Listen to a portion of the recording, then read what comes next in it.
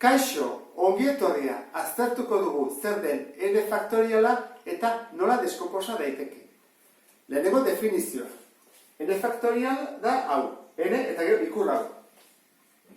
Eta esan nahi du, bera, zenbaki arruntaia, bider bat txikiagoa, gehi beste bat txikiagoa, gehi beste bat txikiagoa, eta noiz arte bat izan arte. Horren, gu bade badugu, 8 faktoriala izango ditzateke 8 bider bat txikiagoa, 6, 5, 4, 3, 2, 1. Hoi da faktoriala. Erabiltzen da, kontaketarako, eta horrela askotan. Ordan, zer gertatzen da, baldin badugu 10 faktoriala, basiko bainakela, 10-etik bat arte. Zenbaki, arruntak dira beti. 8, 7, 12, ez dira ezatikiak eta zenbaki errealak. Orduan, hemen dugu, beste bat eratorria, esan nahi du. N faktoriala zer da? Horrela jarri, hemen beste faktorial bat dago. Hori, nola ulertu daiteke? Esan nahi du horrela. 10 faktoriala zer da?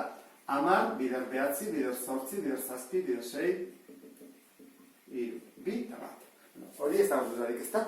Guk egin dezakeguna da, nahi ditugun faktoriak atera, eta geritzen da faktoriala bestentzat. Adibidez, egin dezakegu. Hartzen dut adibidez hau. Eta hori izango ditzateke. 10, bider 9, bider 8, bider 7 faktoriala. Horren, 10 faktoriala edo berdina da. Ze 10 ditu, 10, 9, 8, 7 dena beraino, eta da 10, 9, 8 eta 7 beraino. Horren, guk egin dezakeguna da faktoriak atera. Hoi oso importantea da simplifikatzeko orduan.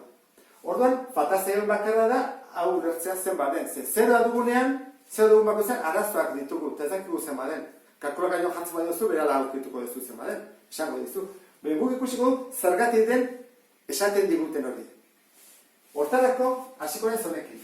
Hauken duta, n faktoriala. Bueno, n faktoriala da n bideta bat arte, ezta? Horra, nik egon dana izango da, artea n eta utziko dut bat txikiagoakin. Ezta? Hau da, esan edo da, 10 faktoriala edo 10 bider 9 faktoriala berdina da, ezta? Hori da egin dudan bakarra. Bestetik, nik egin dezakedana da, n hau pasa zatitzen, edo ne badezu, biek jarri zati n. Ekuazio bat izango baliz bezala, orduan, n-ekin joaten da, eta gelditzen zait horrela.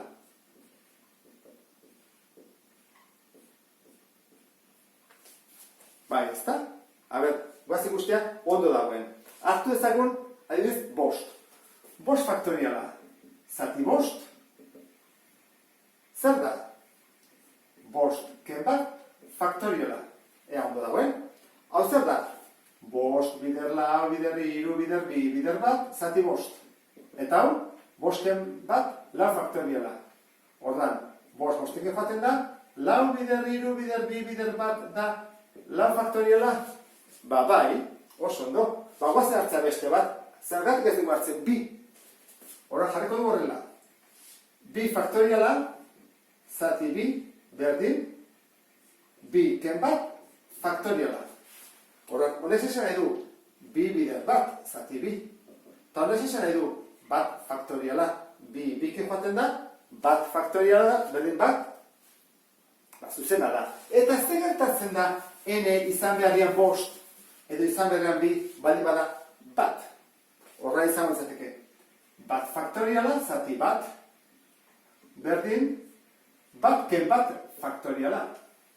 Bueno, hau ze bada, bat zati bat, bat.